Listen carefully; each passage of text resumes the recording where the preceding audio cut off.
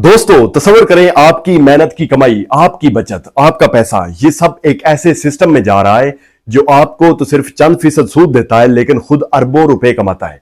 जी हां, मैं बात कर रहा हूं पाकिस्तान के बैंकिंग सिस्टम की। क्या आप जानते हैं कि पाकिस्तान के बैंक कैसे काम करते हैं, कैसे ये पैसा बनाते हैं, और सबसे बड़ी बात, कैसे ये अवाम की जेब से अरबों रुपए निकालकर मालिकान को अमीर बनाते चले जा रहे हैं। आज की इस वीडियो में हम पाकिस्तान के बैंकिंग सिस्टम को एक्सपोज करेंगे, सच्चाई जो मीडिया नहीं बताता, आदाद शुमार जो छुपाए जाते हैं। अगर आप पाकिस्तान की शहरी हैं तो यह वीडियो सिर्फ आपके लिए है।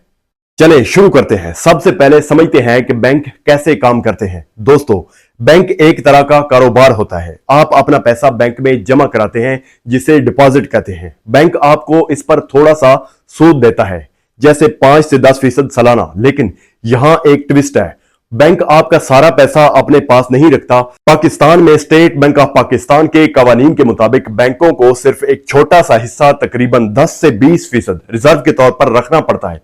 बाकी पैसा वो कर्ज दे देते हैं। जी हां, ये फ्रैक्शनल रिजर्व बैंकिंग कहलाता है। मिसाल के लिए, अगर आप 1 लाख रुपए जमा कराते हैं तो बैंक शायद 10,000 रुपए रिजर्व रखेगा और बाकी का 90,000 रुपए किसी और को कर्ज दे देगा। वो कर्ज लेने वाला शख्स इस पर 15 से 20% सूद अदा करेगा।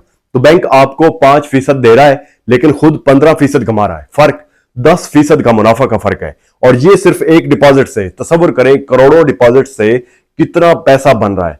अब देखें बैंक पैसा कैसे बनाते हैं। पहला तरीका, सूद से। पाकिस्तान में बैंकों की मजमूई कमाई का 70% से ज्यादा सिर्फ और सिर्फ सूद से आता है। 2023 में पाकिस्तान के टॉप बैंकों जैसे हबीब बैंक, यूनाइटेड बैंक और एमसीबी ने अरबों रुपए का मुनाफा कमाया। मिसाल के तौर पर हबीब बैंक का नेट मुनाफा 50 अरब रुपए से ज्यादा था। कैसे? क्योंकि वो कम सूद पर पैसा लेते हैं और ज्यादा सूद पर कर्ज देते हैं। दूसरा तरीका, फीस और चार्जेस। एटीएम से पैसा निकालें तो फीस, अकाउंट मेंटेन करें तो फीस, चेक बाउंस हो जाए तो भी फीस, हत्ता कि एसएमएस अलर्ट के लिए भी चार्ज करते हैं ये बैंक। ये छोटी छोटी फीसें मिलकर करोड़ों रुपए बन जाती है। तीसरा, इन्वेस्टमेंट्स। बैंक आपका पैसा गवर्नमेंट बॉन्ड्स, स्टॉक मार्केट या प्रॉपर्टी में लगाते हैं। अगर मुनाफा होता है तो वो इनका, लेकिन अगर नुकसान हो तो क्या? अक्सर वो रेस्क्यू पैकेज मांगते हैं, जैसे 2008 के माली बहरान में हुआ था। और चौथा, इस्लामी बैंकिंग। पाकिस्तान में इस्लामी बैंक जैसे मीजान बैंक सूद की बजाय मुराबे या मुशारका का इस्तेमाल करते हैं, लेकिन हकीकत में यह भी एक तरह का पोशीदा सूद है।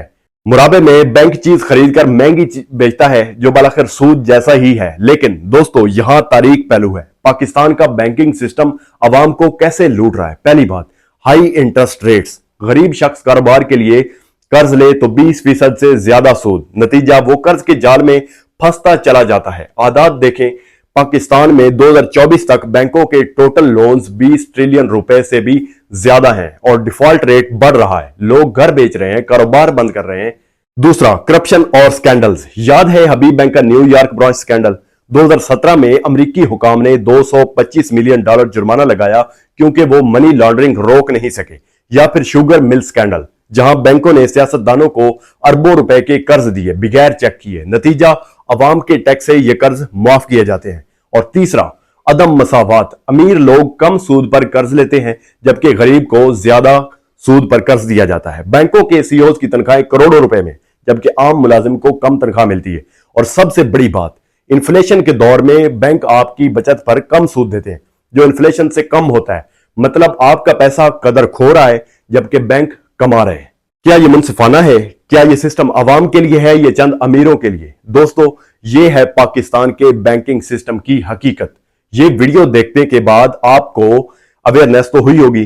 अब क्या करें? अपने पैसे को समझदारी से इस्तेमाल करें। डिजिटल बैंकिंग, क्रेडिट यूनियंस या इन्वेस्टमेंट्स के दूसरे ऑप्शंस को देखें और सबसे अहम, अपनी आवाज उठाएं। अगर बैंक गलत कर रहे हैं तो शिकायत करें स्टेट बैंक ऑफ पाकिस्तान से।